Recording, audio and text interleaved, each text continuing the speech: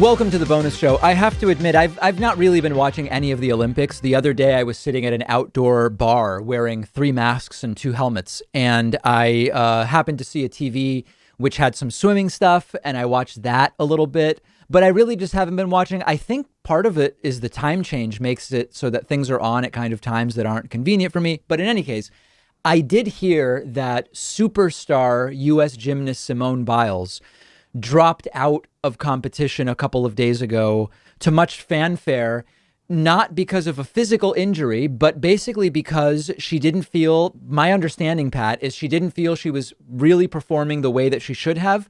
She didn't feel mentally right to continue, and so she dropped out. And incredibly, or maybe not, many Republicans are just furious. And you had people like Charlie Kirk and other people on Fox News basically laughing off the idea that a mental condition would keep you out of competition the way a physical condition would, which shouldn't surprise us because this is a review on a lot of stuff, PTSD for veterans, anxiety, all these different things, not hugely surprising. And even this now is dividing Americans. Now, I think there's one other part to it, though, I will say, Pat, and it's the same as the reason why some Republicans are rooting against the United States women's soccer team in the Olympics, which is that right now, because Joe Biden is president, the entire Olympic experience, which includes COVID guidelines that are not even Joe Biden's, they're Japan's, it's all being put under the umbrella of a sort of woke, sissy, Biden-related Olympic experience, even though it has essentially nothing to do with Joe Biden. That's part of why a lot of Republicans are doing this stuff. It's crazy that this is going on. Yeah, it's also backwards. And, we know that sports has a huge mental component. So if Simone Biles had a mental block and she didn't think she could perform well, then it is understandable that she would decide to pull out. We also have to remember she is a survivor of abuse. She was one of the patients of Larry Nassar. Maybe that played a role, maybe it didn't.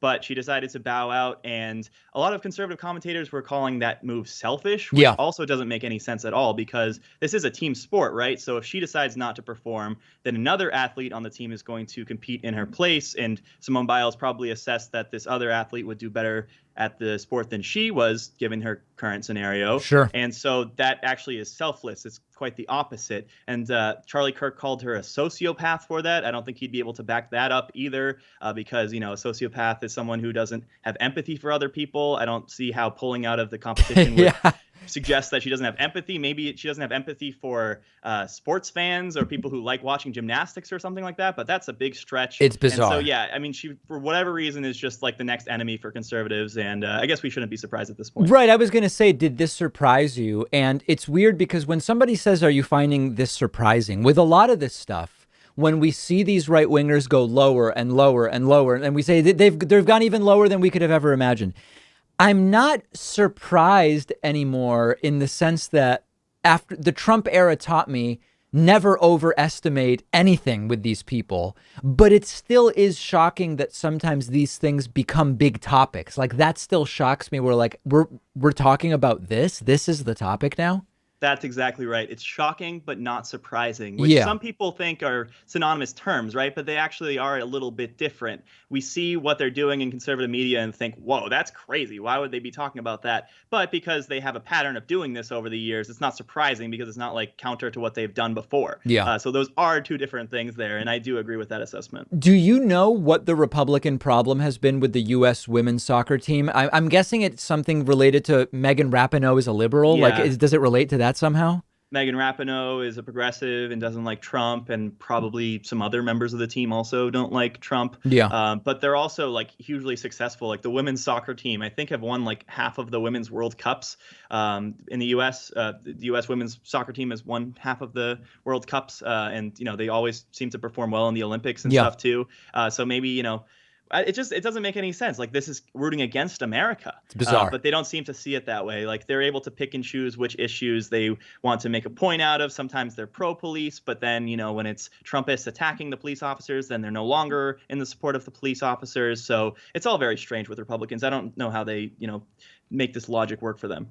I wonder if part of the soccer thing more broadly is, and I'm just thinking out loud here, do they find it emasculating in some way that the U.S. men's soccer team, because there isn't that there's more of a culture of elite women's soccer in the U.S. than elite men's soccer. It's just the reality. Men's soccer in the U.S. doesn't have the culture of Brazil, Argentina, England, France, Italy, Spain.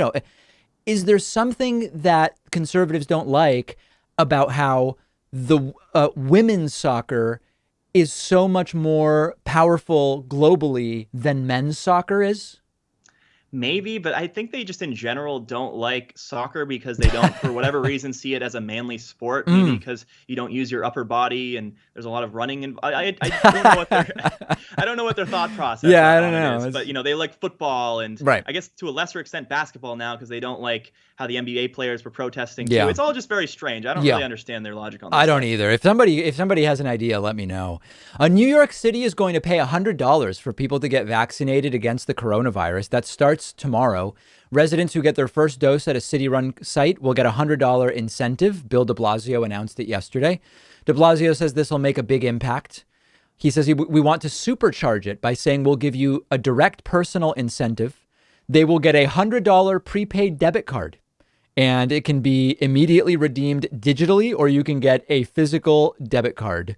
What do you think about this?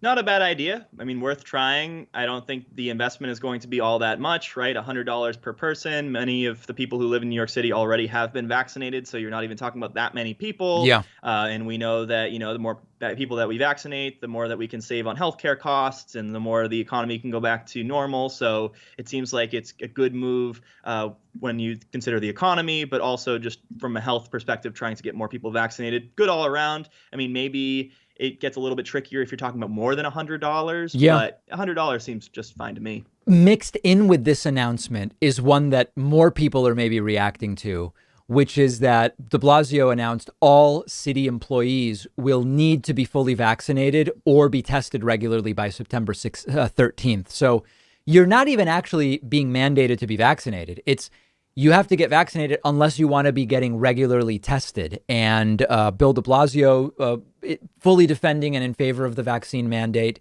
and saying now we're combining mandates in some places with a $100 incentive. And a lot of people are reacting to that, saying here is government mandatory vaccines. And again, this is the city as an employer, and you don't even have to get it. It's just get it if you want to avoid testing.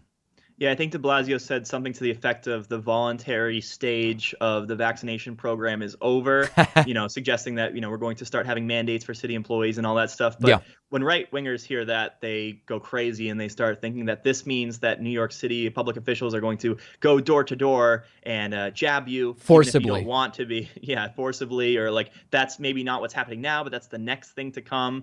And, that there's nothing to suggest that's going to happen either. No. Like we know that this is going to remain voluntary. If you want a certain job and your employer is going to require it of you, or if you're going to work for their city government and they're going to require it of you, that's one thing. But you also don't have a right to work at those jobs. No doubt. So yeah, there's a lot of people fear mongering, and the simple thing to do is just get vaccinated. And I think people are just finding different reasons to complain about it. No question about it. And then meanwhile, by the way, to go to our next story. In Florida, there are now at least 2 mayors that are announcing mask and vaccine mandates, which is a similar thing to what Bill de Blasio is doing in New York. The Republican governor of Florida is Ron DeSantis. He's very Trumpian. He was like an open it wide open thing really, really early, bringing in, I think it was WWE events and UFC events very early to Florida when no other state was doing large events like that. And there are a bunch of different ways that Ron DeSantis has tried to say no city or municipality can require masks or require vaccines, but mayors are, at least a couple of mayors are ignoring it. Miami-Dade County will again be requiring masks indoors. They are in Orange County. The mayor went further and said that all 4,200 non-union county employees will have to get their first vaccine by the end of August and their second one by the end of September. Disney announced that starting July 30th, masks will be required for everybody 2 and up. And while indoors and on the buses, regardless of vaccination status. So this could become a legal fight, Pat. I believe that the fight will be won by the mayors and by Disney World because Ron DeSantis did not. It's not clear. Ron DeSantis's guidelines don't appear to be backed by state or federal law. And so I think that if it does come down to a fight, the mayors who are saying this will be our policy and the companies saying this will be our policy, I think they will win, although it could take months to fight it in court or even longer. Yeah, and I get the sense that the mayors are doing this not necessarily for their own political interests, but really just to watch out for the people that they represent. Because this really is not at this point a good political move to reinstate mandates and all that stuff, especially because people are so pandemic weary at this point. We've already been through it for over a year now, and this is probably the last thing that they want to do, but they know that it can save lives, so they're going to institute a policy like this. But what Ron DeSantis is doing is just trying to make it so this is, a cultural issue and we're done with the masks and all this stuff. And he's trying to up his brand because we know that he has presidential or at least vice presidential aspirations. And he probably wants to get reelected too as governor of Florida. And he has all this like national name recognition. So, he's just posturing, I think, whereas these local officials are actually trying to do what's right for their people. Now, I completely agree with you. I am now coming up against a bunch of these different guidelines and changes. I think this is as good a time as any to mention that I'm going to be here hosting next week, Monday through Thursday. And then Friday, Farron from Ring of Fire is going to be filling in for me. And then the week after, we'll have a couple different guest hosts. Farron's going to be here a little bit. Jesse Dollimore is going to be here, who I think people may or may not be familiar with in the audience, but he's really, really great. And he's agreed to fill in for me a little bit because I am going to be traveling.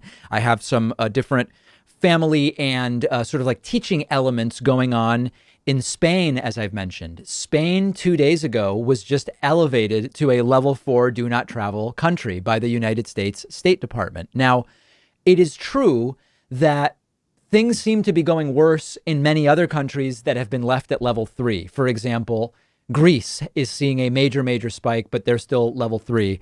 So I don't know how much meaning there is in level 3 versus level 4 at this point in time. Everything I've gotten is non-refundable, and I've made the decision that I'm going, Pat. I'm going, and these may be famous last words. Now, what will I be doing? Well, in terms of the flights I've done before with the masks, and I'm not going to play coy with the mask. I'm just going to wear the mask. That's the rule, and I'm just going to be wearing the mask during the flight.